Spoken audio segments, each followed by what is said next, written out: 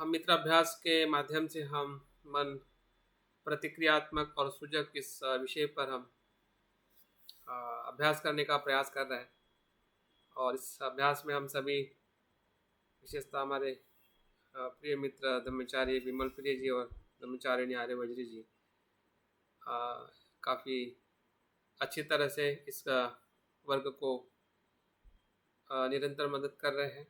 और आप सभी मित्र इस मित्र वर्ग में नियमित जुड़कर अपनी जो उपस्थिति है और आपकी श्रद्धा है अ, आप दर्शाते हैं, जिसके कारण ये धम्म वर्ग काफ़ी लंबे समय से हम इसका लाभ ले रहे हैं। और उम्मीद करता हूँ कि ये विषय जो विषय बौद्ध धर्म की आधारशिला है, जिसे हम सभी धर्म का उगम स्थान बुद्ध कहते हैं कि मन है। और बनते संघरक्षित जी ने भी एक प्रवचन के माध्यम से या पुस्तिका के माध्यम से जो विषय एक मित्र अभ्यास के अंतर्गत जो मित्र धम्म को और गहराई में जानना चाहता है, समझना चाहता है, और धम्म की जो गहराई है धीरे धीरे परिणाम कारक शरंगमन की तरफ ले जाने के लिए जो अभ्यास हमें मदद करता है, तो सभी अभ्यास मित्रों का अभ्यास है। और मित्रों का अभ्यास सिर्फ मित्रों का ही नहीं, बल्कि उन सभी बौद्ध मार्ग पर चलने वाले लोगों का है, भले उसमें ब्रह्मचारी ब्रह्मचारिणी हो या बाकी सभी बौद्ध उपासक उपासिका हो। कि हर मनुष्य जब बुद्ध की शरण में आता है और बुद्ध की शिक्षा को सुनता है और उस शिक्षाओं को भी अभ्यास करने के पहले कुछ जो पत्ते हैं, क्योंकि ऐसा है कि बुद्ध के धम्म के बहुत सारे पत्ते हैं, या जंगल में जितने पत्ते गिरे हुए रहते हैं उससे भी अनंत पत्तों के स्वरूप में बुद्ध की शिक्षाएं हमें पढ़ने सुनने को मिलती है। तो उन सभी असंख्य पत्तों में से या वृक्ष के उस छोटे स्वरूप को, उसमें से भी एक विशिष्ट प्रकार के पत्तों को नियुक्त करना, ये भी अपने आप में बहुत बड़ी स्किल है। और मुझे लगता है भंते संरक्षित जी ने हमें बहुत ही आज की आवश्यकता के अनुसार और हमें जो सहजता से हमें समझने के लिए बुद्ध की शिक्षा को और गहराई में ले जाने के लिए भंते जी ने जो हमें विषय दिए हैं, उसमें फिर बुद्धत्व का मानव का आदर्श हो, अष्टांगिक मार्ग हो, आध्यात्मिक समाज हो, और जो हम अभ्यास कर रहे हैं मन प्रतिक्रियात्मक और सृजक हो, या उसके अलावा भी जो विषय हम बुद्ध के सूत्र के माध्यम से भी और बाबा साहब के जीवन दर्शन और उनके बुद्ध और उनका धम्म इस रचना से, उस ग्रंथ से भी जब हम अभ्यास करते हैं, वो सभी अभ्यास कहीं ना कहीं हमें उस मार्ग पर आने के लिए मदद करता है, जिस मार्ग को हमने स्वयं अपनी इच्छा से पसंद किया है। तो इन सभी शिक्षाओं के केंद्र में जो हम देख रहे थे कि प्रतीत्व समुत्पाद या मन को समझना, मन की निर्मिति कैसी होती है, मन के भीतर संसार कैसे निर्माण होता है, प्रपंच कैसे निर्माण होता है, दुख कैसे निर्माण होता है, और दुख के समुदाय को समझना ही प्रतीत्व समुत्पाद को समझना। तो सब कुछ सभी शिक्षाओं का अगर आधार अगर कोई शिक्षा है तो वो बुद्ध की यही शिक्षा है, जिसका हम अभ्यास कर रहे हैं, जिसमें हम भवचक्र या भवसागर जिसे हम कहते हैं या प्रतीत्व समुत्पाद कहते हैं, ये बुद्ध की धम्म काया के स्वरूप है। ये बुद्ध की धम्म काया है। बुद्ध कहते हैं कि अगर मैं नहीं भी हूँ या बुद्ध नहीं भी है, फिर भी सत्य जो है वो निरंतर रहता है, और ये सत्य यही है जिसे हम प्रतीत्य समुत्पाद कहते हैं। तो सत्यता या बुद्धत्व या जो वास्तविकता जो है, यथार्थता जो है, जिसे हम बुद्ध की या बौद्ध धर्म की भाषा में हम शून्यता कहते हैं, तथता कहते हैं, या बुद्धत्व कहते हैं, संबोधि कहते हैं, या निर्वाण कहते हैं, इन सभी शब्दों से हमें एक ही परिचय मिलता है कि दुख का उद्भव कैसे होता है, ये जानने से ही दुख का निरोध होता है। दुख का निरोध ही निर्वाण है, सत्यता है या संबोधि है। तो दुख का निरोध तभी संभव है कि जब हम दुख के उदय को जानते हैं या दुख होने के प्रतीत्य समुत्पाद को जानते हैं। और वही प्रयास हम पिछले कुछ सप्ताह से कर रहे हैं कि अज्ञान से कैसे संस्कार निर्माण होता है, संस्कार से विज्ञान कैसे निर्माण होता है, विज्ञान क्या है, और किस प्रकार से माँ के गर्भ में वो सूक्ष्म स्वरूप में हमारे ही पूर्व किए हुए कर्मों का वो एक इस जीवन की वो नई श्रृंखला है। वर्तमान जीवन की जो प्राथमिक श्रृंखला जो है, वो माँ के गर्भ में हमारा जो पूर्व कर्म का जो चित्त है, जिसे हम भवंग कहते हैं या प्रतिसंधि कहते हैं, जो पिछले कर्म के आधार पर जो भी संस्कारित हमारा अस्तित्व है, संस्कारित जो हमारा कर्म है, संस्कारित जो भी हमारा चित्त जो है, उसी चित्त जो है से हमारा नया जन्म शुरू होता है। तो उसको वही है ऐसा भी नहीं कह सकते, और वो ही नहीं है ऐसा भी नहीं कह सकते, लेकिन इतना कह सकते हैं कि जो सत्य है इसके होने से ये होता है। यही मध्यम मार्ग है। जो दृष्टि यह है कि ये वही है, उसे ही आत्मावादी दृष्टि कहते हैं, शाश्वतवाद दृष्टि कहते हैं, या ये वो नहीं है ऐसा मानना ही उच्छेदवाद है। तो शाश्वतवाद और उच्छेदवाद हमारे ही इस विचारों में, द्वंद्व में हम देख पाते हैं। और जब हम इस दोनों दृष्टि को छोड़कर मध्य दृष्टि से देखते हैं कि जो भी चेतना है या जो भी अस्तित्व है, ये होने से ये होता है, ऐसा बुद्ध का मध्यम मार्ग है, तो धीरे धीरे हमें सब चीज़ें समझ में आने लगती हैं। अगर आपने सत्य को अगर गलत तरीके से पकड़ा, उसका उदाहरण आगे की तरफ आएगा उसका, लेकिन महायान परंपरा में ऐसा कहते हैं कि सत्य जो है जहरीले सांप की तरह है। सत्य कैसा है, या शून्यता कह सकते हैं, उसी को प्रतीत्य समुत्पाद कह सकते हैं। तो वो जहरीले सांप की तरह है।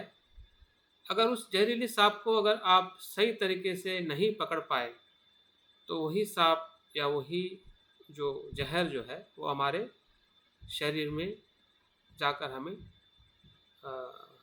मृत्यु दे सकता है, हमारा जीवन समाप्त हो सकता है। अगर उसी ही सांप को या उस जहर को अगर हम सही तरीके से पकड़ पाए उस सांप को, तो वही जहर जीवन दान का भी कार्य कर सकता है।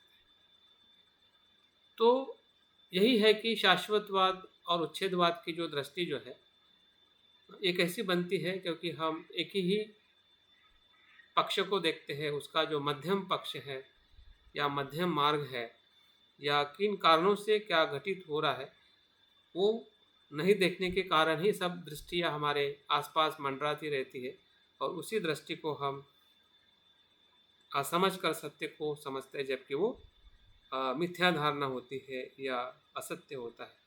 तो असत्य को समझना और सत्य को समझना ही प्रतीत्य समुत्पाद है। हमें असत्य को भी समझना है, जिस अज्ञान के कारण, संस्कार और संस्कार के कारण ये हमें जन्म मिला है, और ये जन्म कैसे फिर धीरे धीरे नाम रूप में परिवर्तित होता है, और यही नाम रूप या शरीर और मन ही हमारे 6 इंद्रियों को विकसित करता है। तो 6 इंद्रिय एक प्रकार से हमारे ही शरीर और मन का विकसित स्वरूप है। इस प्रकार से कह सकते हैं कि वो हमारे चेतना का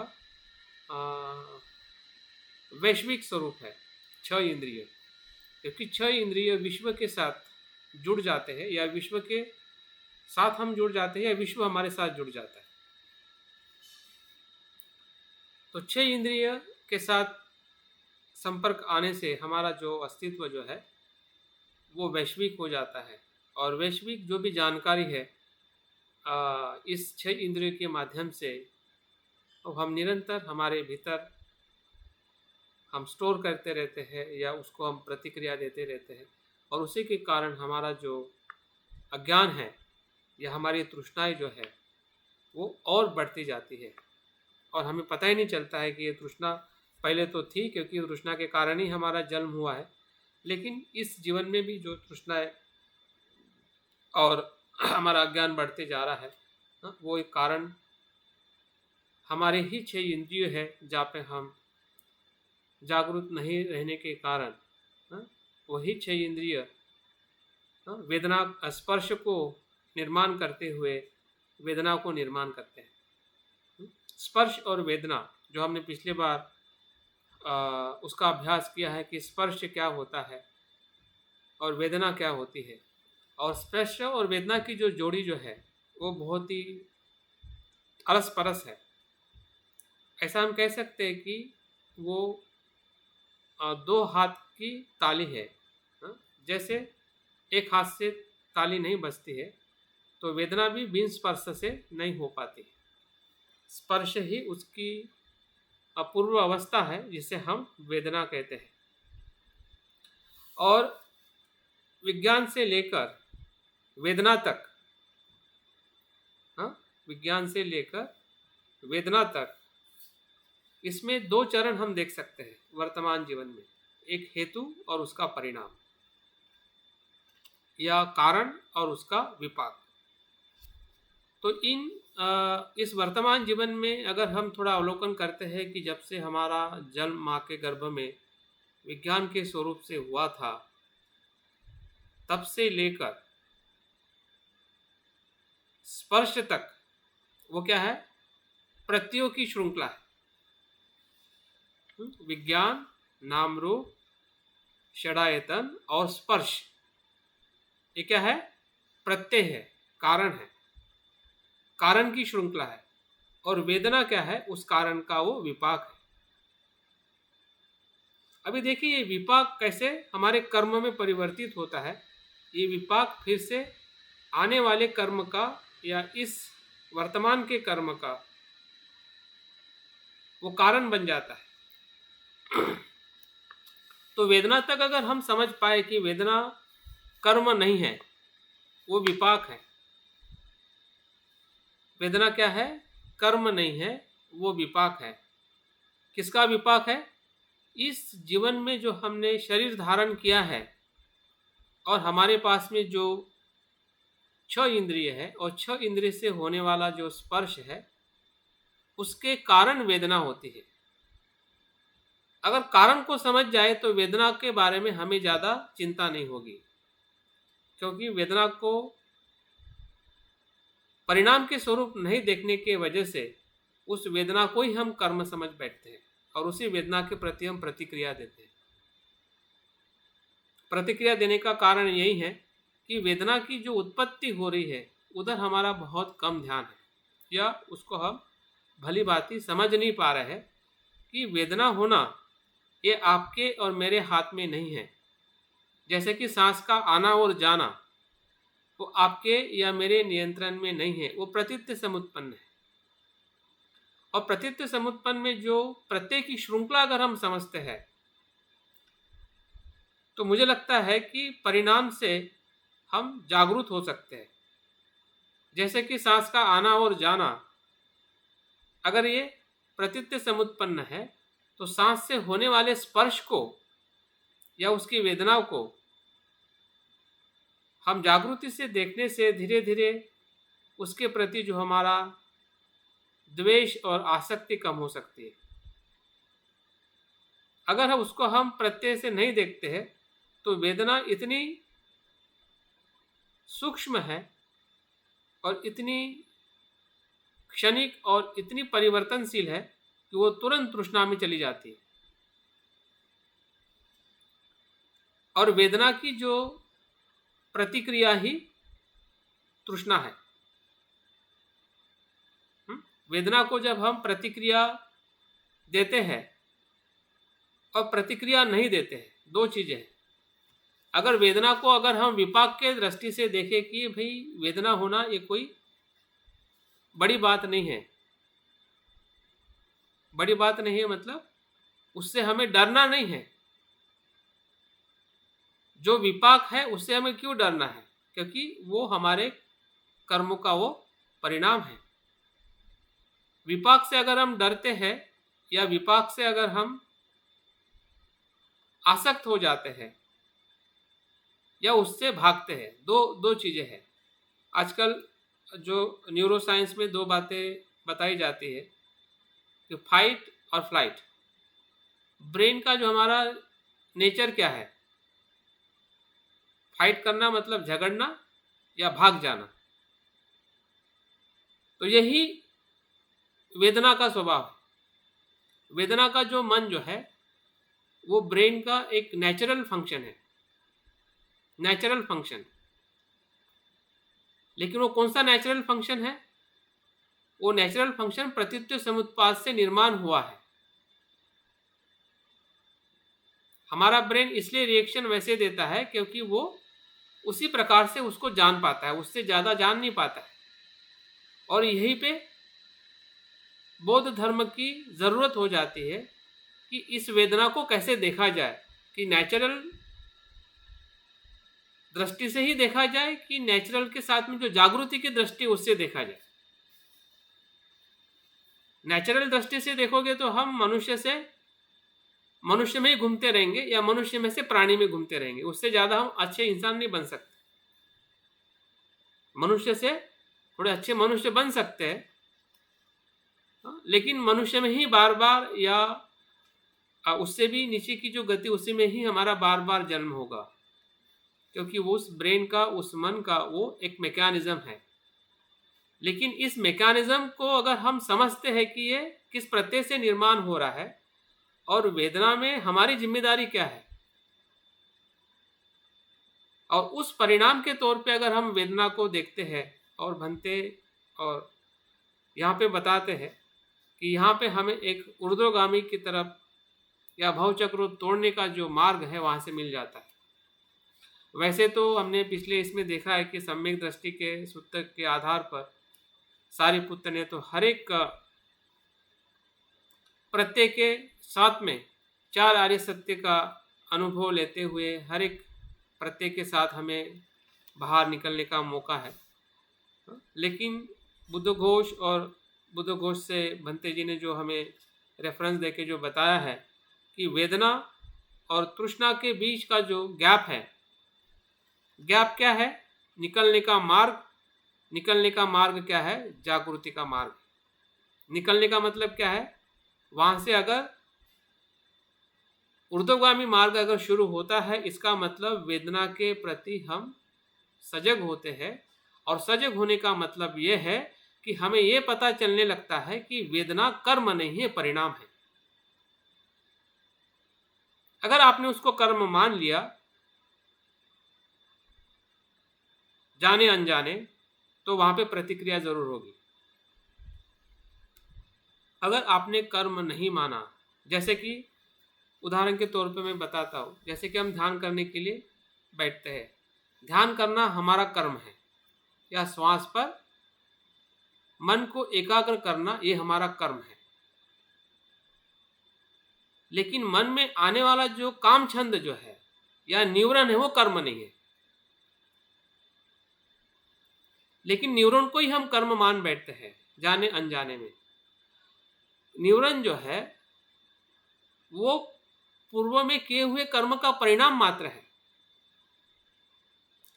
अभी वो परिणाम कर्म बन सकता है अगर आप उसको प्रतिक्रिया देते हैं। अगर आप प्रतिक्रिया नहीं देते हैं, आप सही में कर्म करते हैं कि जो आप वर्तमान में कर्म कर रहे हैं, फिर वो ध्यान का हो या फिर आपको किसी प्रकार की भी वेदना हो रही है, और उस वेदना को अगर आप जागृति ये कर्म है, जागरूक रहना ये कर्म है। अगर उस वेदना के साथ अगर हम जागरूक रहते हैं तो वो वेदना क्या करती है, वो श्रद्धा में परिवर्तित हो जाती, एक खोज में परिवर्तित हो जाती है कि इस वेदना से मुझे मुक्त होना है, इस दुख से मुझे मुक्त होना है, या इस होने वाला जो परिणाम जो है उससे मुझे मुक्त होना है। उदाहरण के तौर पे और एक हम उदाहरण देख सकते हैं कि अगर हमें चलते हुए चोट लग जाती है या हमें कुछ पेट में दर्द होता है, सर में दर्द होता है, तो वो क्या है, परिणाम है। दुख क्या है, किसी भी प्रकार की जो शारीरिक पीड़ा जो है वो क्या है, वेदना है। तो वेदना कर्म थोड़ी है, वो किए हुए कर्म का परिणाम है। ये मैं इसलिए बार बार बताने का प्रयास कर रहा हूँ क्योंकि प्रतीत्व समुत्पाद को हम समझते तो है, लेकिन इस प्रकार से नहीं समझते जिस प्रकार से हमें समझना चाहिए। मुझे लगता है कि आप वीडियो ऑन रखिए, मुझे बोलने में थोड़ा अच्छा लगेगा, क्योंकि सब लोग नाम के साथ में जुड़े हैं, रूप दिखाई नहीं दे रहा है। संज्ञा के साथ में रूप भी दिखाइए ताकि मेरी बात आपके हृदय तक पहुंच सके। तो मैं ये बार बार इसलिए बताना चाहता हूँ क्योंकि शब्दों में तो आपको मुझे पता है। वेदना को जागृति से देखे तो क्या होता है? जागृति से देखने से वो कर्म नहीं होता है, कर्म नहीं होता। हाँ, जागृति से देखने से वो रूपांतरण होता है श्रद्धा की तरफ या आध्यात्मिक मार्ग की तरफ। वो बंधन वाला कर्म नहीं होता है, वो निर्वाण की तरफ जाने वाला मार्ग होता है।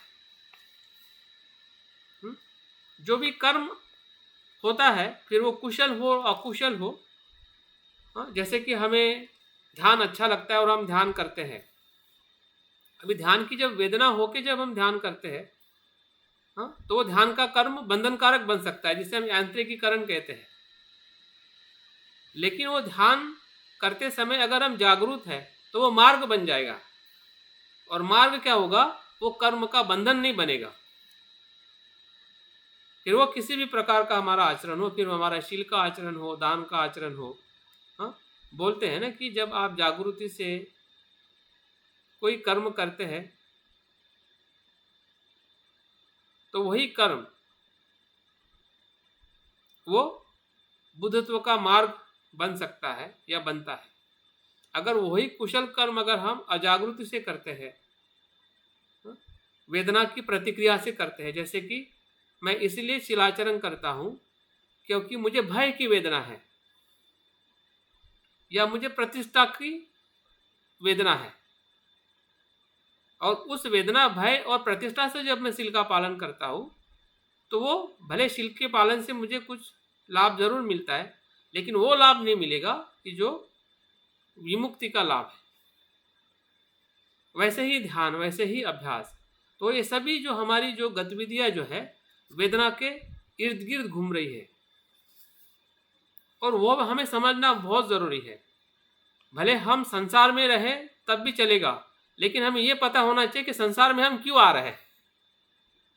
भले हम मनुष्य लोक में या देवलोक में या फिर से कोई भी योनि में जाएंगे, लेकिन हमें पता होना चाहिए कि इस गति में मैं किस प्रकार से जा रहा हूं। तो इसकी सबसे बड़ी बेनिफिट हमें आने वाले समय में मिलेगी। अगर एक एक दिन में भी अगर हम थोड़ा थोड़ा जागरूक होते हैं तो एक समय, एक दिन ऐसा आएगा कि पूरी तरह से वहां से रूपांतरण हो जाएगा, फिर वहां पे ज्यादा समय नहीं लगेगा। लेकिन अगर हमें लगेगा कि नहीं, ये तो बाद में समझने की बात है, और दिन कुछ जाने दो और कुछ अभ्यास होने दो, तो कितने भी दिन जाएंगे, कितना भी अभ्यास होगा, अगर यही चीज अगर हम समझ नहीं पाए तो कितना भी हम अभ्यास करें फिर भी हमें समझ में ही नहीं आएगा कि ये कैसे हो रहा है, और हमें स्वीकार करना भी कठिन जाएगा। क्योंकि मैं देख रहा था कि जब सुबुति भी इस बात पर काफ़ी, जब उन्होंने प्रतीत्व समुत्पाद के बारे में एक सीरीज ली थी, तो वेदना को जिस प्रकार से उन्होंने इंटरप्रेट किया, मुझे भी एक मतलब हादसा लगा कि वेदना इस प्रकार से होती है, वेदना का स्वरूप ऐसा होता है। और ये नहीं समझने का कारण यही है क्योंकि हम वेदना होने की जो प्रत्यय को नहीं समझ पा रहे हैं, या प्रत्यय का जो कंटिन्यूटी जो है, और उसके कारण वेदना निर्माण होने का जो स्वभाव जो है वो नैसर्गिक है। न्यूरन आना बहुत ही नैसर्गिक है, हमें उससे ना भागने की जरूरत है, ना उससे डरने की जरूरत है। लेकिन जरूरत इसलिए बन जाती है कि हमें लगता है कि हम कर्म कर रहे हैं, हमसे कर्म हो रहा है। अगर द्वेष आ रहा है तो हमें लगता है कि हमसे कर्म हो रहा है, लेकिन द्वेष आ रहा है वो कर्म नहीं हो रहा है जब तक आप उसको जागृति से देखते हैं। अगर जागृति से नहीं देखते हैं तो आपका अकुशल कर्म जरूर हो जाता है, या कुशल कर्म भी करेंगे तो बंधनकारी बन जाएगा, वो हमें निर्वाण की तरफ ले जाने वाला नहीं रहेगा। अगर हम वेदना के आधार पर जो भी कुशल कर्म कर रहे हैं, या अकुशल कर्म कर रहे हैं, तो वो एक प्रकार की तृष्णा ही है, या तृष्णा को ही निर्माण करते फिर वो कुशल कर्म की तृष्णा हो या अकुशल कर्म की तृष्णा। तो यहाँ पे हमें वेदना को जैसे कि उसमें इसमें बताया है कि आँख में तीर लगाया हुआ व्यक्ति है ना, आप सोचिए कि किस प्रकार की वेदना की अनुभूति हमें हो रही है। लेकिन ऐसा कह सकते हैं कि जो वेदना की अनुभूति हो रही है उसकी हमें जागृति नहीं है कि क्या हो रहा है। हाँ, वेदना तो हो रही है, लेकिन वेदना कितनी गहरी है। हाँ, वेदना को ही हम दूसरे अर्थ में दुख कह सकते हैं। और दुख जो हमने अभ्यास किया है, शारीरिक, मानसिक और जो संस्कारिक दुख है,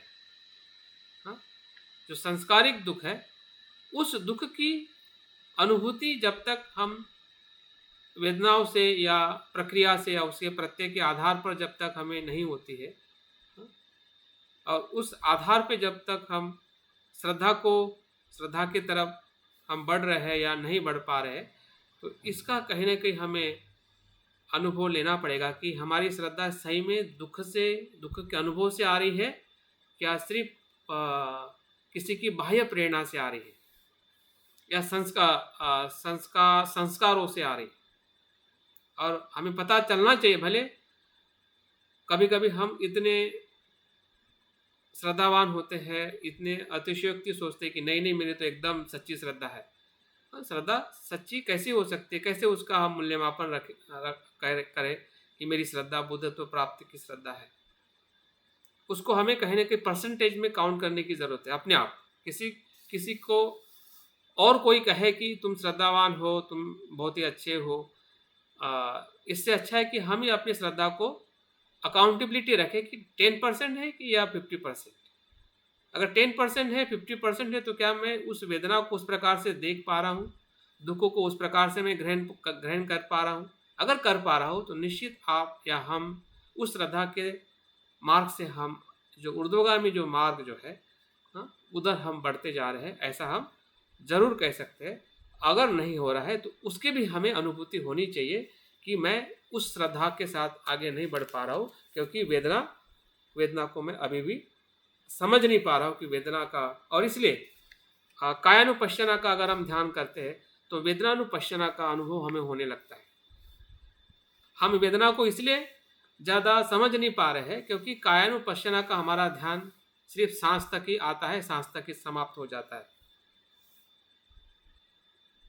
तो ज़्यादा से ज़्यादा अगर हम कायानुपश्यना का ध्यान करते हैं तभी जाके वेदना की जो अनुभूति जो है, या वेदना का जो होने का जो स्वभाव है, और उसको पहचानने की जो कार्यक्षमता है, हमें बढ़ सकती है। और ये कार्यक्षमता बढ़ना बहुत ही ज़रूरी है, और इसलिए ज़रूरी है क्योंकि हम लंबे समय से धम्म का अध्ययन और आचरण कर रहे हैं। तो यहाँ पर हमने ज़्यादा से ज़्यादा प्रतीत्व समुत्पाद का एक चिंतन कह सकते हैं या अभ्यास है, हाँ, या उसके प्रति जो स्पष्टता जो है उसको हमने विकसित करनी चाहिए, ताकि हम वेदना से तृष्णा की तरफ जाए या जा रहे हैं, या वेदना से हम श्रद्धा की तरफ जा रहे हैं। ये हमें भले क्षण क्षण प्रति क्षण हमें नहीं पता चले, लेकिन दिन में कभी तो हमें ज़रूर ऐसा अनुभव होना चाहिए कि हाँ, मैं इस कर्म से या जो भी मैं दिन भर में जो कुशल कार्य मैंने किया है या कुशल भी मुझसे हुआ है, तो मैं वेदना से तृष्णा की तरफ गया हूँ या वेदना से मैं श्रद्धा की तरफ गया हूँ।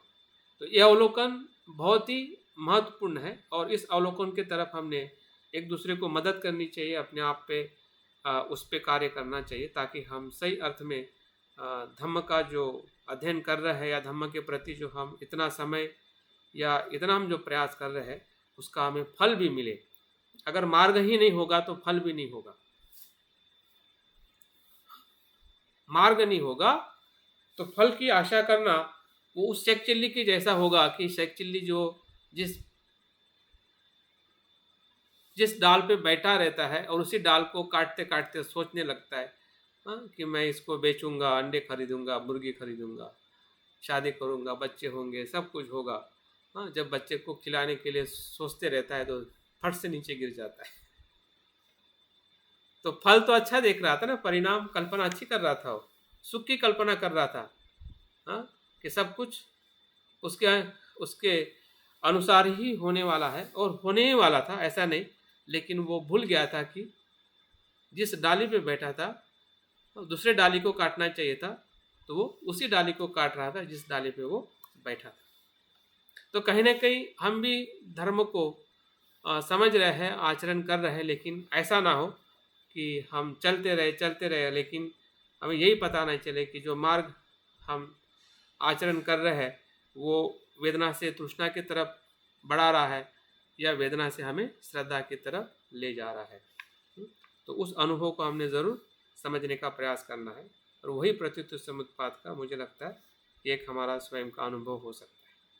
तो वेदना से तृष्णा, जैसे कि वेदना जिस प्रकार से हम देख पा रहे हैं कि 3 प्रकार की सामान्य तौर पे वेदना का हम अभ्यास किया है, और 2 प्रकार की वेदना को भी हमने पहचानने की कोशिश करनी चाहिए कि जो मन के साथ में जुड़ी हुई है, दौर मनस्य और सौर मनस्य, कि जो कुशल और अकुशल वेदना भी मन का स्वभाव है, जो हमें कुशल और अकुशल कर्म के लिए हमें प्रेरित करती है। शारीरिक वेदना सुखद दुखद, तो ये शरीर का जो सहवास जो वातावरण के साथ होता है, और जो हमें पीड़ा और हमें जो सुख और दुख मिलता है, लेकिन मन के साथ में भी जो वेदनाएं होती है, और वो भी वेदना प्रतीत्व समुत्पन्न है, क्योंकि आप में आने वाली जो अकुशलता जो है कर्म नहीं है। फिर से हमें ध्यान रखना है कि अगर आपको अकुशल या कोई भी वेदना हो रही है या कोई भी विचार भावना निर्माण हो रही है, वो कर्म नहीं है, उस वेदना के स्वरूप में कर्म नहीं। लेकिन जब हम द्वेष की वेदना होने के बाद जब द्वेष करते हैं, लोभ होने के बाद जब लोभ करते हैं, वो कर्म।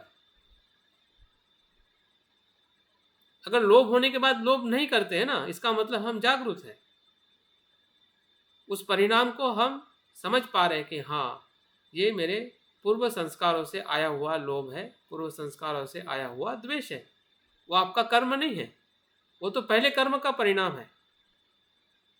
उस परिणाम को तोड़ना मतलब जागरूक रहना, परिणाम को तोड़ना मतलब प्रतीत्व समुत्पाद की अगर प्रत्यय को हम समझते हैं, कारण को समझते, तभी टूट सकता है।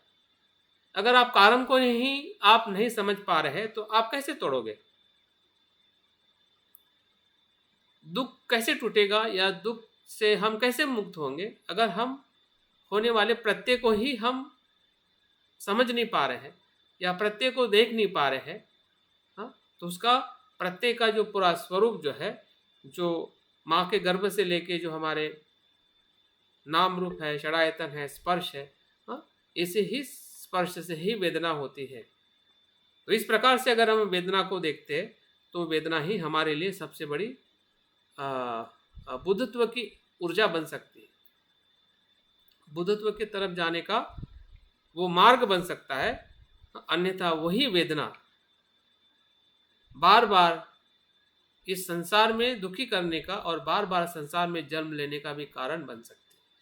तो एक ऊर्जा में दो शक्यता है, दो संभावना है। अगर उसको यथार्थ में देखते हैं, जागृति से देखते हैं, तो वहां से संभावना बुद्धत्व की बनती है। अगर उसको यथार्थ में नहीं देखते हैं तो वो ही वेदना तृष्णा का कारण बनती है। तो तृष्णा जो है 3 प्रकार से उसको बताया जाता है और उसको हमने काफ़ी अनेक अलग अलग अभ्यासों में भी उसका हमने चिंतन और मनन किया है। तो काम तृष्णा ये पहले प्रकार की तृष्णा है। और ये काम तृष्णा जो है, बुद्ध कहते हैं कि ये बहुत ही सामान्य तृष्णा है। और ये सामान्य तृष्णा इसलिए है क्योंकि ये हमारे ज़रूरत के साथ में जुड़ी हुई है, इसलिए इसकी जो ऊर्जा जो है या इसका जो पकड़ जकड़ जो है बहुत ही गहरी है। क्यों गहरी है?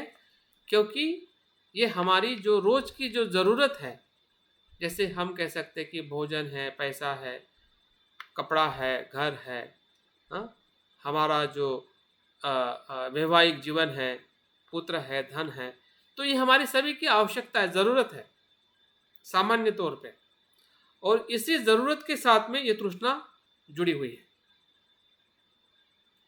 जिसे हम काम भोग का जीवन कहते हैं या सांसारिक जीवन कहते हैं या भौतिक जीवन कहते हैं।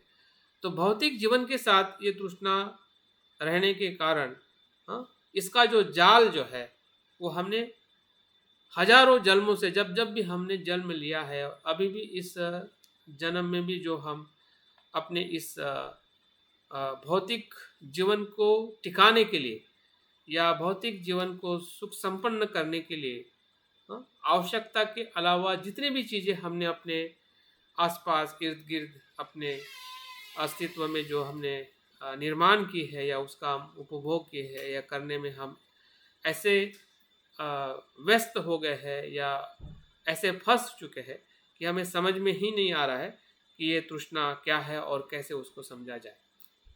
लेकिन अगर हम काम तृष्णा को जागृति के साथ, जैसे बुद्ध कहते हैं कि इंद्रिय संवर जो है यही उसके ऊपर सबसे महत्वपूर्ण उपाय है। अगर इंद्रिय संवर रखते हैं या ऐसा कह सकते हैं कि जो हमारी आवश्यकता है, ज़रूरत है और हमारी अनावश्यकता है, जो आवश्यक है और आवश्यक नहीं है, इसमें अगर हम भेद करते हैं तो आवश्यकता के साथ हमारी संतुष्टि बढ़ सकती है, अन्यथा आवश्यकता ही इच्छा शब्द है ना सर उसमें। आवश्यकता और इच्छा। हाँ, आवश्यकता और इच्छा। हाँ। अगर इच्छा के लिए हम चीजों का संग्रह करते या ग्रहण करते तो वो फिर काम करता। बिल्कुल बिल्कुल। और ये काम तृष्णा जैसी भूतकाल में हमने की है या इसके पहले हमने जो की है और वर्तमान में भी उसी के साथ में रहते हैं, वहाँ पे हमें ज़्यादा जागरूक रहना है। भूतकाल में हमने क्या किया, कल क्या खाया तो खा लिया, चलो ज़्यादा खा लिया, या कुछ खरीदना था नहीं खरीदना वो खरीद लिया, तो उससे हमें अफसोस नहीं करना है कि यार मैंने वहाँ पे क्या किया। लेकिन क्या मैं अभी मेरे इंद्रियों को मैं संवरित कर सकता हूँ? अगर तब भी नहीं कर पाए तब फिर वो काम तृष्णा और बढ़ती जाती है। और वही काम तृष्णा उसका आधार जो है वो वेदना है। जैसे जैसे वेदना होगी, जैसे जैसे वेदनाओं के साथ हम अजागरूक रहेंगे, वही वेदना जो है वो हमारे रूप तृष्णा को बढ़ाएगी, शब्द तृष्णा को बढ़ाएगी, गंध तृष्णा को बढ़ाएगी, रस तृष्णा को बढ़ाएगी, स्पष्ट तृष्णा को बढ़ाएगी और धर्म तृष्णा को बढ़ाएगी।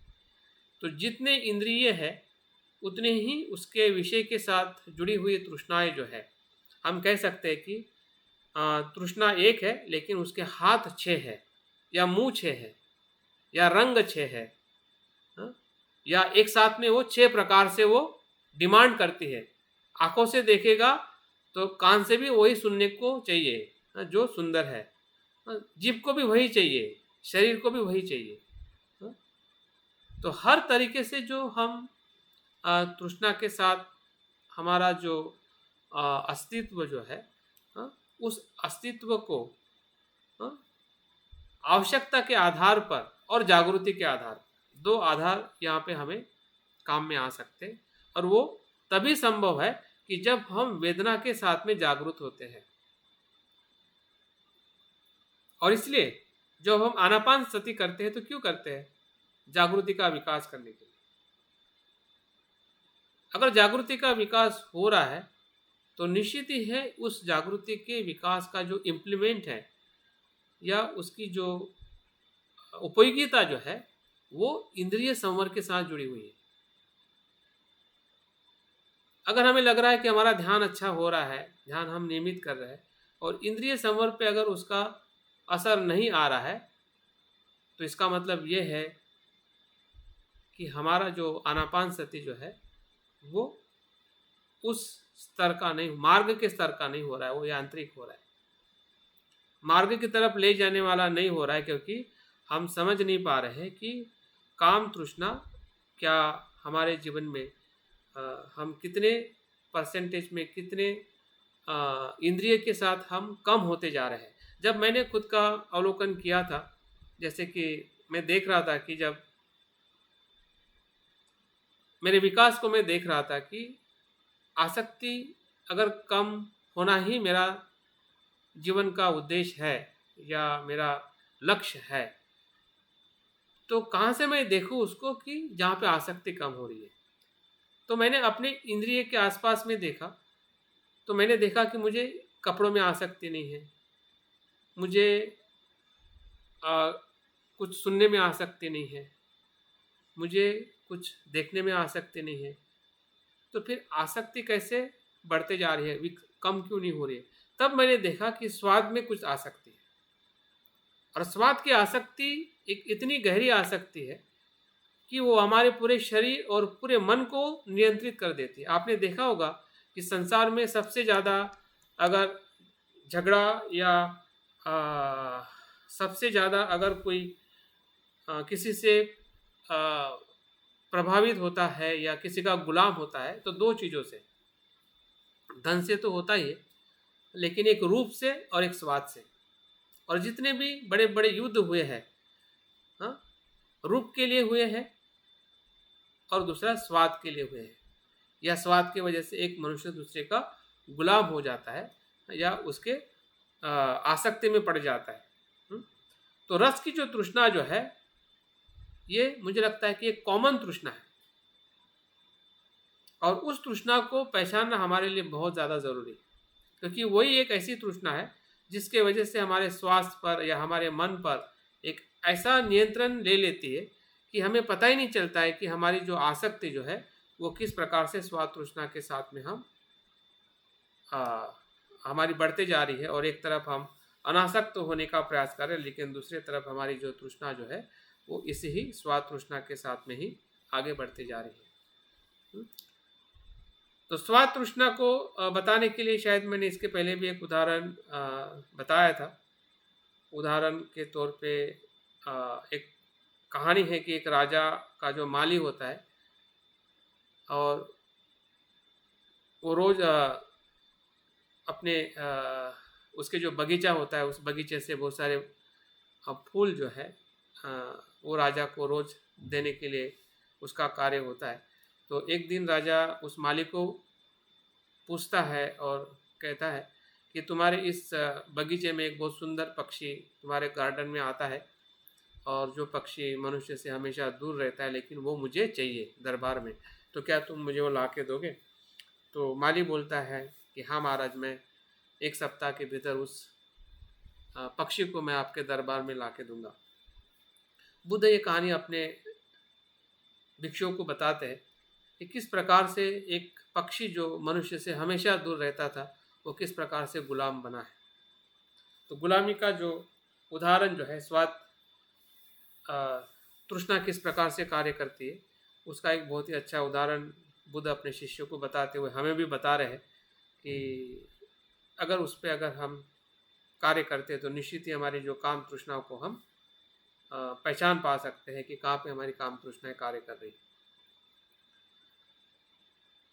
तो वो माली बोलता है कि महाराज आप मुझे जितना हम मुझे हनी चाहिए, जिसे हम शहद कहते हैं, मध कहते हैं, तो आप मुझे दीजिए, मैं उस पक्षी को आपके दरबार में लाके खड़ा करूँगा। तो उस हनी को लेके वो क्या करता है, मध को लेके वो ये ऐसा पहला दिन ऐसा प्रयास करता है कि जिस जगह पे वो दूर पक्षी उसके गार्डन में कुछ खाने के लिए आता है, तो उस कुछ दाने के ऊपर वो मध डालता है। तो वो मध खाकर वो पक्षी काफ़ी खुश होता है, आनंदित होता है और उड़कर चला जाता है। दूसरे दिन फिर से मध को थोड़ा और ज़्यादा और उसके और पास पास में वो डालने लगता है। 3-4 दिन में वो जो पक्षी जो है मालिक के घर के आसपास में खेलने लगता है, खा के उड़ जाता है। तो उस पक्षी को ऐसा लगता है कि माली मेरा दोस्त बन गया है, अभी मुझे हानि नहीं करेगा, क्योंकि मैं रोज़ इस प्रकार से स्वादिष्ट भोजन करके मैं जाता हूँ, तो मुझे कुछ हानि नहीं पहुँचाता है।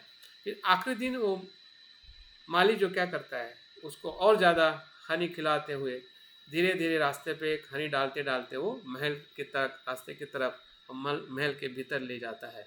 और वो खाते खाते वो भूल जाता है कि वो किस जगह से किस जगह पे जा रहा है, और वो महल में पहुंच जाता है और वो पकड़ा जाता है। तो बुद्ध आगे बताते हैं कि आप बताइए कि इस पक्षी के जो कैद होने में कौन कारण है, क्या प्रत्यय है। तो एक भिक्षु बताता है कि माली बहुत चालाक था, कि उस चालाकी की वजह से वो बेचारा स्वतंत्र पक्षी जो है गुलाम बना है।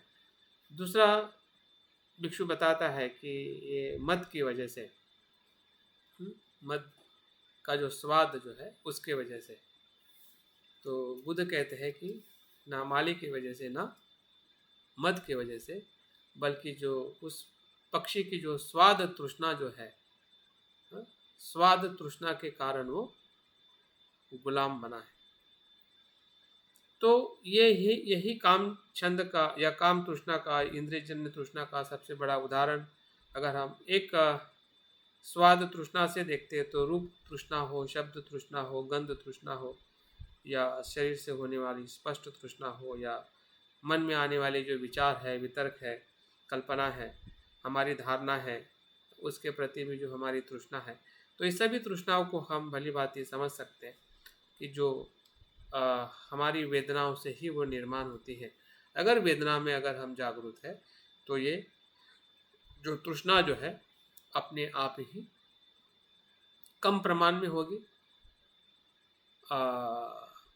या उसकी फ्रीक्वेंसी कम होगी, या बार बार अगर हम जागरूक रहते हैं तो एक समय ऐसा आएगा कि वो तृष्णा नहीं बल्कि श्रद्धा बनते हुए हमें नज़र आएगी, और हम आध्यात्मिक जीवन की तरफ और सहजता से आगे जा सकते हैं। तो काम तृष्णा को इसलिए समझना ज़रूरी है क्योंकि यही हमारे वर्तमान जीवन का सबसे महत्वपूर्ण पहलू है, जिसमें हमारी ऊर्जा जो है वो ज़्यादा से ज़्यादा बहते जाते हैं, और हम ऐसा बुद्ध कहते हैं कि काम तृष्णा रंगीन पानी की तरह है, वो हमेशा हमें लुभावित करते हैं, हमेशा हम उसके प्रति आकर्षित होते हैं, या वो अलग अलग स्वरूप में हमारे भीतर आती है। जब हम ध्यान करने के लिए बैठते हैं तो कामचंद इसी का ही दूसरा स्वरूप है, जिसे हम काम तृष्णा या कामचंद कहते हैं, कि जो हमारे ध्यान में एक मार्ग की तरह, एक न्यूरन की तरह हमेशा आते रहता है। तो उसको हमें पहचान में आना कि ये वेदना के कारण ही निर्माण हो रहा है, तो अगर हम वहाँ पे जागरूक हो जाते हैं तो काम तृष्णा भी हम में कम निर्माण होगी, और आने वाले कर्म का, आने वाले भव का जो कारण जो है यही तृष्णा है, जो हम आगे देखने वाले हैं। तो ये काम तृष्णा, और दूसरी है भव तृष्णा, मतलब मृत्यु के बाद में भी इस प्रकार के उपभोग में या स्वर्ग में या ऐसे अस्तित्व में जीने की जो भावना है, ये भव तृष्णा है। दूसरे अर्थ में ऐसा कह सकते हैं कि आज जो मुझे अच्छा जीवन मिला है, आज का दिन, तो मुझे कल भी ऐसा ही मिले, मतलब मृत्यु के बाद की बात नहीं, अभी की ही बात अगर हम देख सकते हैं कि अगला महीना भी ऐसा ही रहे, अगला साल भी ऐसा ही रहे, हाँ, इसी ही आनंद में, इसी ही जो हमें भौतिक सुख मिल रहा है, उसी सुख में हम निरंतर रहे, बार बार रहे, बार बार उसका उपभोग करे, वही भव है, भव तृष्णा है। तो विभव तृष्णा भव तृष्णा से पूरी तरह से विपरीत है। जैसे कि हम बार बार प्राप्त करने की इच्छा करते हैं, तो विभव में हमें अपने आप को नष्ट करने की इच्छा करते हैं कि मुझे पूरी तरह से निराशा जिसे हम कह सकते हैं, विभव तृष्णा एक प्रकार की निराशा है। कि जीवन में कुछ भी नहीं है, एक प्रकार से उच्छेदवाद। और भव तृष्णा मतलब एक प्रकार से शाश्वतवाद, यही बना रहे और वो बिल्कुल ना रहे, या स्वयं भी ना रहे और संसार में कुछ भी नहीं है, मैं भी नहीं हूँ, मेरा जीवन का कुछ भी अस्तित्व नहीं है। तो इस प्रकार के जो विचार, इस प्रकार की जो भावना है, इस प्रकार की जो इच्छा है, वो सब विभव तृष्णा है। तो अगर हमें काम तृष्णा समझ में आती है और तो भव तृष्णा भी हमें समझ में आ जाती है कि इस प्रकार से हम अपने अस्तित्व को लेके हम काफ़ी सुरक्षित भाव रखना चाहते हैं, कि उसी तृष्णा में, उसी सुख की भाव में, सुख की तृष्णा में हम अपने आप को रखना चाहते हैं। तो उस प्रकार का जो भी विचार है, उस प्रकार की कोई भी हमारी भावना है, तो उसको हमें पहचानने में आनी चाहिए कि हाँ, इस प्रकार से भाव तृष्णा मेरे अस्तित्व में बनती जा रही है, या इसके पहले भी बनती रही है, अभी मुझे समझ में आ रहा है। मतलब बन चुकी है और बन रही है। बन चुकी है वो तो हमारे हाथ में नहीं है, क्योंकि वो बन चुकी है, वो पास्ट है। लेकिन बन रही है वो हमारे हाथ में। तो बन रही है इतना हम जान ले, तो भले हम वहाँ पे नहीं भी रोक पाए सपोज, क्योंकि उसका फोर्स ज़्यादा है तृष्णा का, वेदना का, लेकिन इतना ज़रूर आपको या हमें आत्मविश्वास या एक यकीन हो सकता है कि यहाँ पे कार्य किया जा सकता है। जबकि जब प्रवाह इतना गतिशील होता है और उससे हम डर जाते हैं या मान बैठते हैं कि यार ये तो मेरे बस की बात नहीं है, तो फिर वो और उसकी जो गति है, अपनी गति के साथ में वो हमें और बहाते रहती है। उस भवसागर से हम कभी भी बाहर नहीं आ सकेंगे।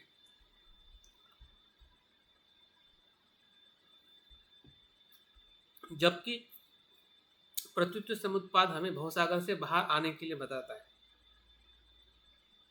बुद्ध की सबसे बड़ी खोज, जब बुद्ध कहते हैं कि ये बहुत गंभीर है, कठिन है, उसका कारण ही ये है। गंभीर है और कठिन है, इसका कारण ये नहीं है कि वो कठिन है, वो तो बहुत सहज है, सरल है, लेकिन हम उसको उस प्रकार से देख नहीं पाते या देखने का हम प्रयास नहीं करते। हम एक ही बात को देखते हैं कि ये मुझसे संभव नहीं, क्योंकि मैंने बहुत अकुशल, मेरा स्वभाव ही ऐसा है। ऐसा कभी कभी हम बोलते हैं ना कि मेरा द्वेषी स्वभाव है, ये बदलने वाला नहीं है, ऐसा मान लिया है हमने। मैं बुरा हूँ मैंने बुरा किया इसलिए मैं बुरा ही हूँ, बुरा ही रहूँगा, इसको मैं बदल नहीं सकता हूँ।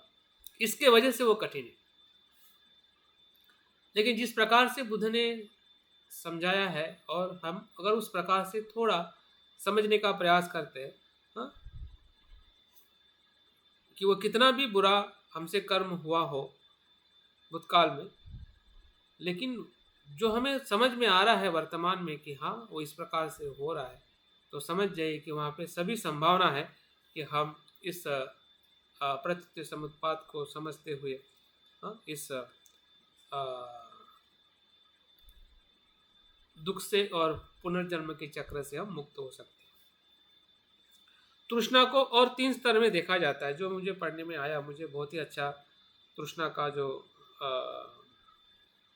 समझाने का जो प्रयास किया गया है। 3 शब्द है तृष्णा के आधार पर। पहला जो है वासना, दूसरा है आसक्ति और तीसरा है लोभ। तो वासना क्या है? वासना का बहुत ही सीधा और सरल अर्थ जो अभी हमने देखा है कि जब हमारे पास में कुछ भी नहीं होता है, उसको प्राप्त करने की इच्छा, मतलब वासना।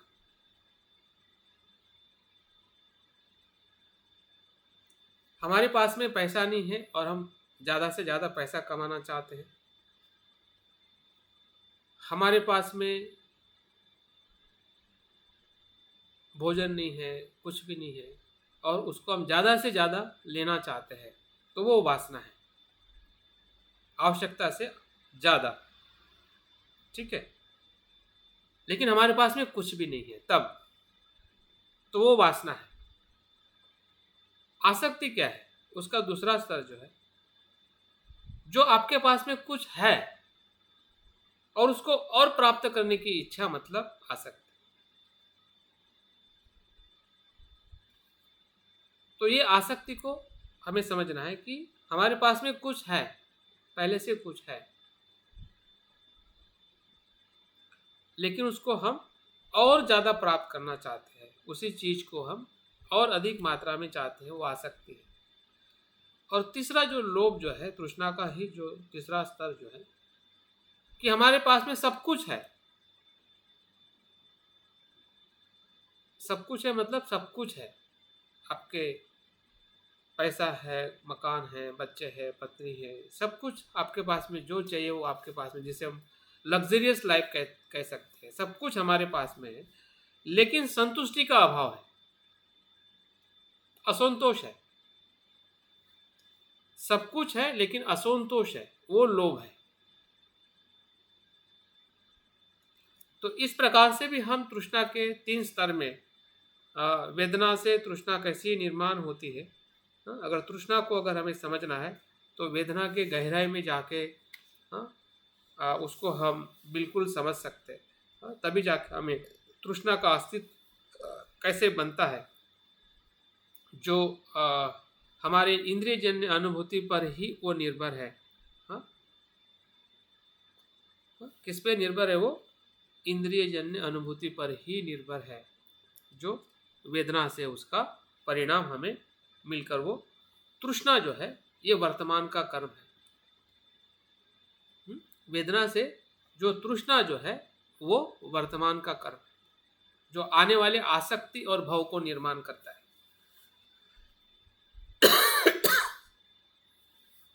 जिसे हम बंधनकारी कर्म कह सकते हैं। बंधन में ले जाने वाला कर्म जो है वो तृष्णा है। अगर वेदना में हम जागरूक है तो वो भी कर्म है। वो कौन सा कर्म है? वो बंधन मुक्त मार्ग पर ले जाने वाला कर्म है। एक बंधन युक्त और एक बंधन मुक्त, दोनों कर्म जो है वेदना के कारण ही उत्पन्न होता है।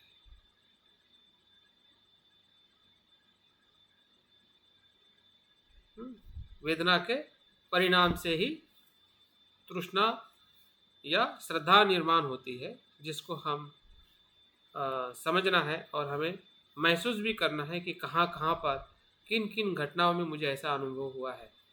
जब मैं भोजन करता हूँ, देखता हूँ, सुनता हूँ, ये बहुत ही सामान्य और महत्वपूर्ण एक्सरसाइज है। अगर हम अपने इंद्रियों पर ही अगर हम ध्यान नहीं देंगे तो आपको हमें कुछ भी समझ में आने वाला नहीं है। ये इसको दोबारा बताइए सर। किसको? ये आप कह रहे हैं ना कि वेदना से तृष्णा मतलब वर्तमान का बंधनकारी कर्म है। हाँ। तो जो बंधन मुक्त करने वाला कर्म, वो जागृति का है। अगर वेदना से हम जागरूक रहते हैं तो वो विमुक्ति का मार्ग बन जाता है वहां से, श्रद्धा से। ठीक है। अगर जागरूक नहीं रहते हैं तो जो तृष्णा जो है एक प्रकार से वेदना की प्रतिक्रिया है, जो इस जन्म का अगर कोई कर्म है, अगर हम जो कर्म कर रहे हैं वो वेदना कर्म नहीं है बल्कि तृष्णा कर्म है, जो इस जन्म में भव को निर्माण करने वाला है। जिसे हम पुनर्जन्मों को निर्माण करने वाला वर्तमान का कर्म जो है वो तृष्णा और आसक्ति उपादान है, जो भव को निर्माण करते हैं। आने वाले बिकमिंग को होने वाली संभावना जो है, जन्म लेने की जो संभावना है वो भव है। उसकी जो संभावना जो है वो दो प्रत्यय से होती है, तृष्णा और उपादान से। तो इसको हम दोनों बातों से देख रहे हैं, प्रत्यय से और साथ में जो कर्म नियम है ना, कर्म और परिणाम, उसके माध्यम से भी उसको हम समझना है कि कर्म कहाँ पे है और परिणाम कहाँ पे है, और परिणाम कैसे फिर से कर्म बनता है और दूसरे विपाक को निर्माण करता है। तो उससे हमें समझने में सरलता हो सकती है कि जब हम कर्म करते हैं तो वेदना कर्म नहीं है बल्कि तृष्णा कर्म या जागृति और श्रद्धा कर्म।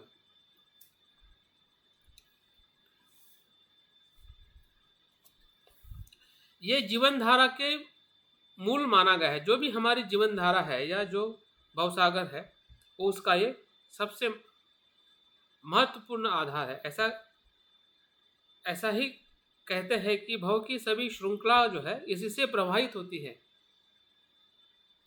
ये जीवन और दुख का प्रबल कारण है। इस जीवन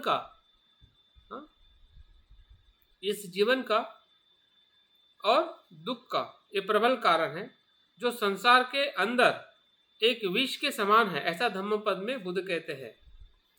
तृष्णा क्या है? संसार के अंदर एक विष के समान है और जो ये दुख को बढ़ाती है, दुख को एक्सपेंड करती है, विस्तारित करती है, ये प्रपंच को निर्माण करती है। जाल को, जैसे कि मकड़ी अपने जाल को बनाती है और उसी जाल में फंस जाती है। तो ये तृष्णा का जो जाल है और उसको 108 प्रकार की तृष्णा में भी उसको काउंट किया जाता है। 6 प्रकार की ये इंद्रिय तृष्णा, फिर उसको लोकोत्तर और लौकिक, लोकोत्तर, भूतकाल, वर्तमान और भविष्य काल, ऐसा काउंटिंग करके 108 प्रकार की तृष्णाएं बताई जाती है। जो हम मंत्र में जो माला का जो पठन करते हैं उसमें जो माला जो होती है 108 माला होती है। वो इसलिए 108 बताई जाती है क्योंकि हर एक तृष्णा पर हम बुद्ध को स्मरण करते हैं ताकि उस दुख से मुक्त होने का हमें अनुभव हो सके। तो दुख को बढ़ाने वाली कारण जो है वो तृष्णा है।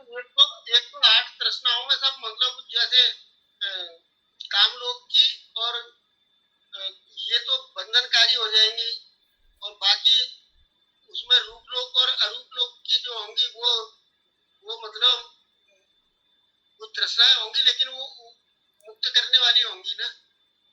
हाँ, लेकिन अगर उससे आसक्ति है तो मुक्त करने वाली कैसी होगी? वो रूप लोक की तृष्णा भी आसक्ति से तो मुक्त करने वाली नहीं होगी। आसक्ति है तो वहां पे मुक्ति कैसे संभव है? अच्छा, ये नेगेटिव स्वरूप ही होगा। हाँ, 108 तृष्णा। हाँ, नहीं, उसमें पॉजिटिव भी स्वरूप है। जैसे आप बोल रहे हैं ना, रूप लोक और अरूप लोक पॉजिटिव है ना, वो सकारात्मक है, कुशल है, लेकिन उसमें भी बंधन, उसको भी पकड़ने की जो हमारी तृष्णा अगर रहती है कि यही ऐसा ही होना चाहिए, यही इसी स्तर पे होना चाहिए, आसक्ति अगर है तो हाँ, नहीं तो फिर वो आगे की तरफ ले जाने वाली। सही बात। तो बुद्ध घोष कहते हैं कि अविद्या और तृष्णा जो है यही मूल जो है तथागत ने संसार के उत्पत्ति का बताया है और बिल्कुल सही है। क्योंकि ये दोनों अनादि है और परतंत्र है। तृष्णा क्या है? अनादि है। अनादि का मतलब वो उसका कोई प्रारंभ नहीं है, कोई किसी समय से जुड़ा हुआ नहीं है। जब से इस धरती पर जीवन निर्माण हुआ है तब से लेकर अभी तक और आने वाले जब तक इस ब्रह्मांड में जीवन रहेगा तब तक ये निरंतर बनी रहेगी। और ये परतंत्र है। परतंत्र बहुत महत्वपूर्ण शब्द है।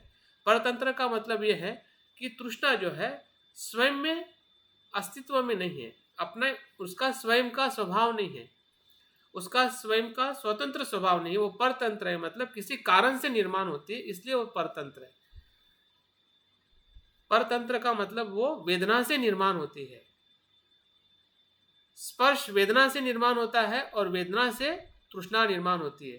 तृष्णा कोई ऐसी एंटिटी नहीं है कि जो अपने आप में निर्माण होती है और जाएगी नहीं, और या वो हमारे जीवन का हमेशा भाग बनी रहेगी। वो अपने आप में चली भी जा रही है और वो परतंत्र भी है उसके मूल स्वभाव में, लेकिन हम उसको वैसा नहीं जान पा रहे हैं। वो हमारी मिथ्या दृष्टि है। लेकिन जो तृष्णा जो है या अज्ञान जो है उसका जो स्वभाव जो है परतंत्र है, जिसे हम शून्यता कहते हैं। परतंत्र का मतलब अनात्म, और जो अनात्म है वो क्या है? परिवर्तनशील है। तो तृष्णा को जब बुद्ध ने परिवर्तनशील देखा, अनात्म देखा, तो सभी मार्ग जो है वो पूरी तरह से एक पुष्प के रूप में परिवर्तित हुए। अगर मार्ग विजय आपने देखा होगा कि जितनी भी अग्नि ज्वालाएं जो बुद्ध की तरफ आ रही थी, हाँ, नकारात्मकता जितनी भी आ रही थी, वो बुद्ध मंडल के आसपास में आकर, मतलब वो जागृत अवस्था थी बुद्ध के समीप की, तो वहाँ पे आने के बाद में सभी जो नकारात्मक ऊर्जा जो है वो पूरी तरह से फूल में परिवर्तित हो जाती है। तो उसका मतलब ये है कि बुद्ध जो है उस जागृति से उस तृष्णा को, मार को देखते हैं कि वो परतंत्र है और वो अनित्य है। बस यही मैजिक है। अगर इस सार को अगर हम समझ पाए कि उसको कैसे देखना है, कैसे समझना है, तो जितनी भी जो बुराई है, जितना भी हमारे भीतर अकुशल हमने संग्रहित किया है, या हमारे साथ में वो कितने वर्षों से, कितने जीवन से आ रहा है, वो महत्व का नहीं है। लेकिन जब अगर प्रकाश आता है तो सब अंधकार एक क्षण में समाप्त हो जाता है। वो कितना भी घनघोर अंधेरा हो, कितनी भी मतलब कठिन बात हो, अगर वो टूटने का क्षण आता है तो वो टूट ही जाता है, और प्रकाश जो है पूरे अंधकार को एक क्षण में ही समाप्त कर देता है। तो इस प्रकार से जो सत्यता जो है वो हमें प्रतीत्व समुत्पाद में समझने से हमें दिखाई देती है, या उस प्रकार से हम देखने से हमें समझ में आ सकता है। तो तृष्णा जो है यही हमारे भव और कर्मों का मूल है। आने वाला जो भव है उसका भी ये मूल है, और कर्म का भी मूल है। इसी से ही कर्म बनता है, तृष्णा से ही हमारे कर्म बनते हैं। और इसलिए महासती पठान में, अगर हम महासती पठान सूत्र का जब हम अभ्यास करते हैं तो उसमें ऐसा बताया गया है कि भोग और विलास की तृष्णा के कारण, ये बहुत ही महत्वपूर्ण स्टेटमेंट है जिसको हमें समझते हुए तृष्णा की जो अनुभूति है या तृष्णा का स्वरूप हमें समझ में आ सकता है। भोग और विलास की तृष्णा के कारण मनुष्य यहाँ वहाँ विषयों की ओर दौड़ रहा है या दौड़ता है। इधर उधर किसके वजह से दौड़ रहा है, या हम इस जन्म में उस जन्म में, या इस विषय में उस विषय में इसलिए दौड़ रहे तृष्णा के कारण, और इनके सुख प्राप्ति की प्रबल तृष्णा के कारण पुनर्जन्म के बंधन में फंसता जा रहा है। दौड़ भी उसी के कारण है। इसलिए बुद्ध कहते हैं कि जब मैंने तृष्णा को समझ लिया, जान लिया, तो अभी वो बार बार मेरा घर नहीं बना पाएगी, बार बार मुझे जन्म लेने के लिए वो प्रेरित नहीं करेगी, क्योंकि मैंने जान लिया कि तृष्णा जो है वो परतंत्र है, अनित्य है।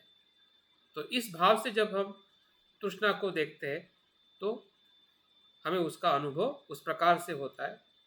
अगर हम नहीं देखते हैं तो हमारे लिए वो पुनर्जन्म और इस दुख होने का हमारे लिए कारण बन जाते हैं।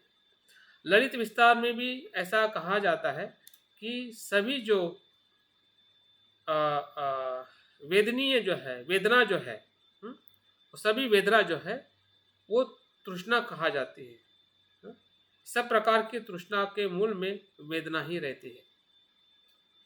जितनी भी तृष्णा है, फिर वो कुशल तृष्णा हो या अकुशल तृष्णा हो, सकारात्मक हो नकारात्मक हो, उन सभी वेदनाओं के मूल में, तृष्णाओं के मूल में वेदना रहती है। इसको अगर हम थोड़ा समझते हैं तो हमारे भीतर का जो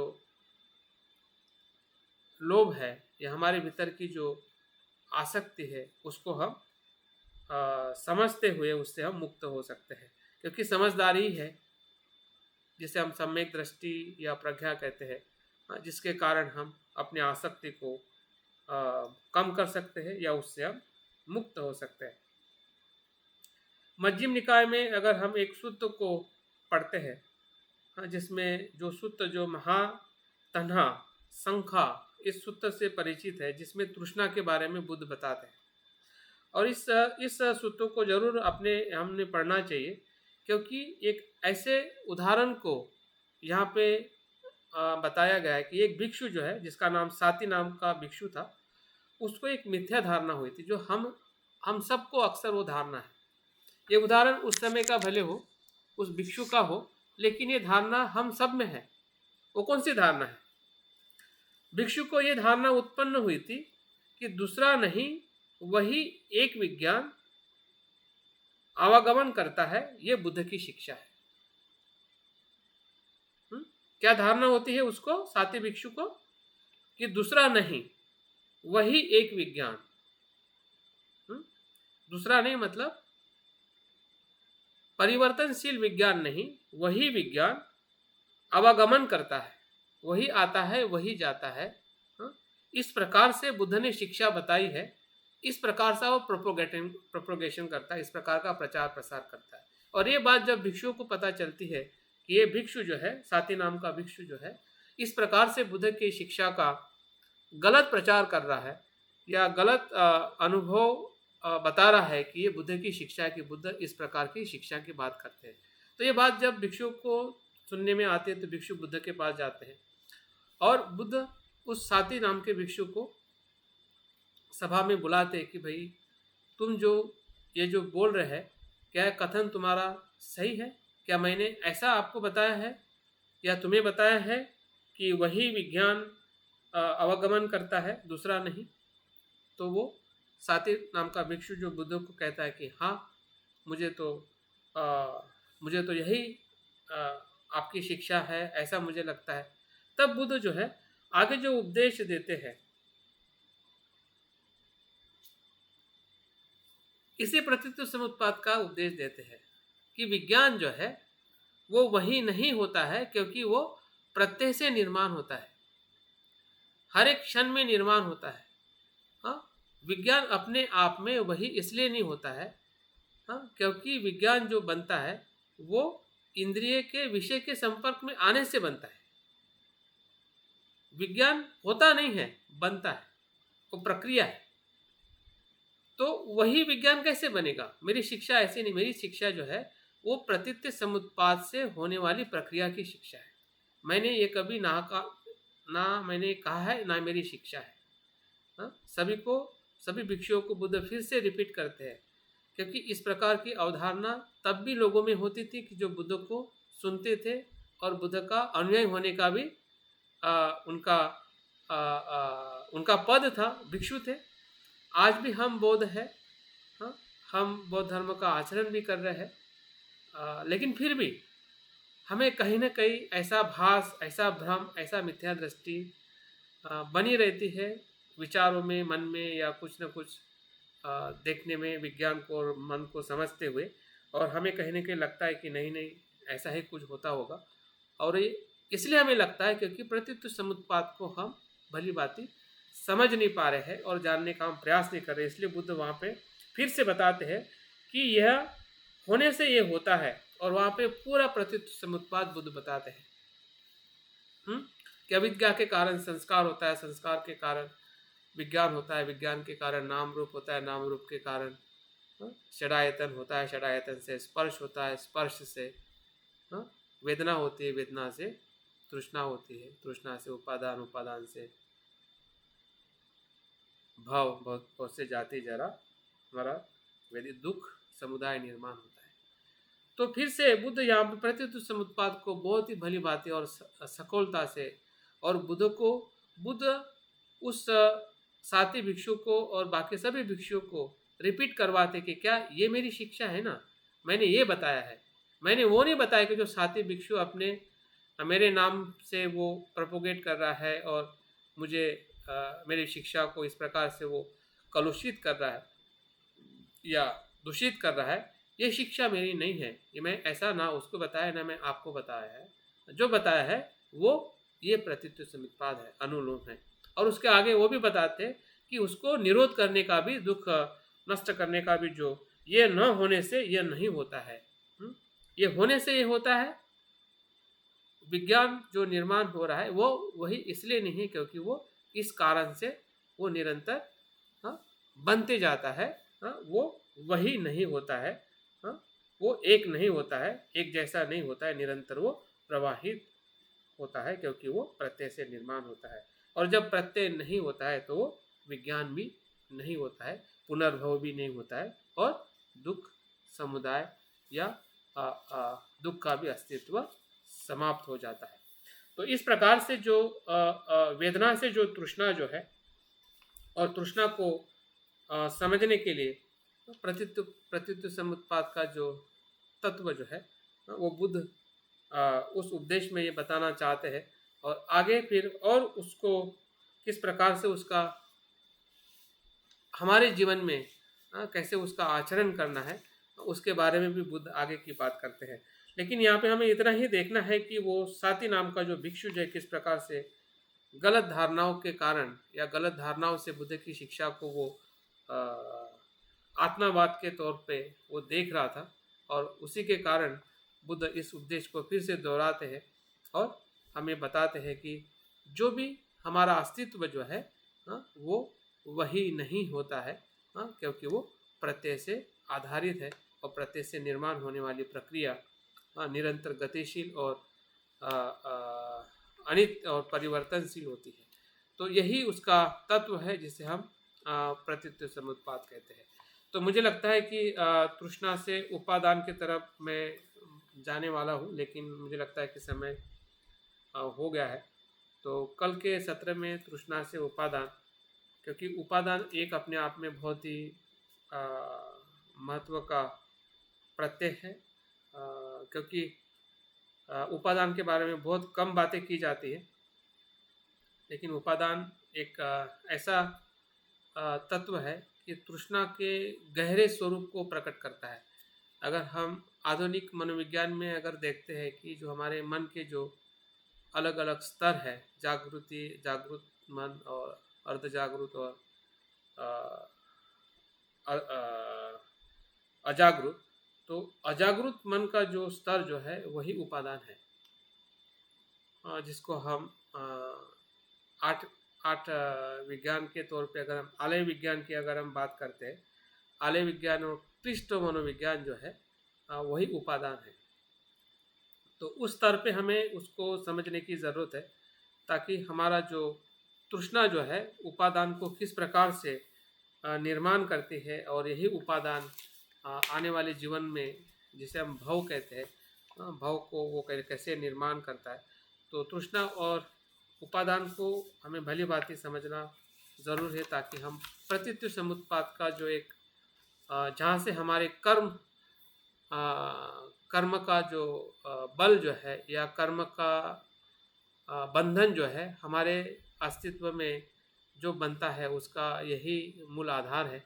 और इस मूल आधार को अगर हम उसके प्रत्यय के साथ, उसके प्रक्रिया के साथ अगर हम समझते हैं तो उसको तोड़ना भी काफ़ी सरल हो सकता है। अन्यथा जिस प्रकार से बुद्ध ने कहा है कि ये समझना बहुत ही कठिन है, लेकिन कठिन इसीलिए है क्योंकि हम गहरे अजागृति में या समझने के लिए हमारी जो प्रक्रिया जो है वो हम गलत तरीके से सोचते हैं या समझते हैं, और उसी के कारण हमें वो समझ में नहीं आता है।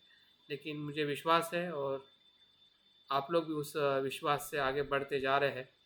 लंबे समय से हम अभ्यास कर रहे हैं, लंबे समय से हम धम्म का आचरण कर रहे हैं, तो निश्चित ही हमारी जो सोचने की जो प्रक्रिया है उसको हमने हमेशा बदलते रहना चाहिए। मुझे ऐसा लगता है कि हम हमेशा एक ही दृष्टि से हर विषय या बार बार उसी दृष्टि से विषय को देखने का प्रयास करते हैं, और वही कहीं ना कहीं हमारे लिए बैरियर बन जाता है। और वही बैरियर को हमें तोड़ना है कि किसी भी सिद्धांत को या किसी भी बात को एक ही पहलू से ना देखें, उसके अलग अलग तरीके से उसको समझने का, जानने का प्रयास करें, तो ही हमें उसकी जो गहराई है, जो छुटी हुई है, जो अस्पष्ट है, वो स्पष्ट होते रहेगी। तो बहुत बहुत धन्यवाद आज के इस सत्र में। हाँ जी, एक उदाहरण से बताइए ये बात कि एक ही दृष्टिकोण से हम कैसे देखते हैं। एक ही दृष्टिकोण से देखने का तात्पर्य यह है कि जो लिखा गया है, जो शब्दों में बताया गया है, उसी पे ही हम आसपास घूमते हैं। हम उसको देखने का जो प्लेटफॉर्म जो वो बदलते नहीं है। प्लेटफॉर्म का मतलब है कि वो सब चीज़ें हमारे ही इर्द गिर्द में है। अभी इंद्रिय की बात करें तो इंद्रिय को आप कहाँ पे ढूंढोगे? इंद्रिय तो आपके पास में ही है। हम उधर बाहर ढूंढते हैं कि हाँ इंद्रिय की बात हो रही है, भले किसके इंद्रिय की बात हो रही है, किसके स्पर्श की बात हो रही है, किसके वेदना तृष्णा की बात हो रही है।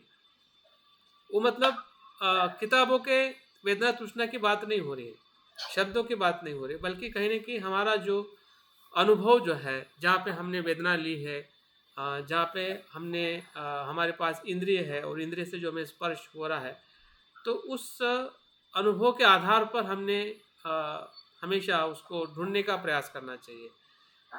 वो उस प्रकार से हमने धर्म को लेना चाहिए। बुद्ध स्वयं भी कहते हैं कि धर्म जो है ये कोई क्या कहते हैं, सर पे रखने वाला तत्व नहीं है, है ना। उसको समझ के उसको छोड़ना छोड़ना आना चाहिए। धम्म को ग्रहण करके धम्म को छोड़ना, है ना। धम्म को ग्रहण करके धम्म को छोड़ना मतलब धम्म को ग्रहण करके धम्म के प्रति जो आसक्ति जो है, उसको पकड़ने का जो भाव है कि हाँ यही चीज़ है, मुझे समझ में आ गई, ऐसा ही है। तो ऐसा कुछ नहीं होता है। अगर ऐसा है तो फिर वो सत्य नहीं है। लेकिन जो हमें समझ में आया ना, उसी को हम मान लेते हैं कि हाँ यही यही यही सही है, और उसको हमें बदलना है। और ये सभी को अपने अपने स्तर पे करना पड़ेगा। ये कोई मतलब इसका कोई पर्टिकुलर फार्मूला नहीं है। हाँ, फार्मूला इंडिविजुअल है, इसलिए बुद्ध कहते हैं कि अतदीप भव। और अतदीप भव से मतलब आप अपने आप को उसको देख सकते हैं, अनुभव कर सकते हैं। इसका कोई पर्टिकुलर प्रक्रिया नहीं है। आप खुद ही अपने प्रक्रिया को ढूंढिए, देखिए, तो आपको जरूर दिखाई देगी। ठीक है, बहुत बहुत धन्यवाद। Thank you very much. बहुत बहुत धन्यवाद सर। थैंक ओके सर, बहुत बहुत आभार आपका और बहुत बहुत बाकी 1 मिनट, क्या कुछ प्रश्न है क्या सुभाष चंद्र जी?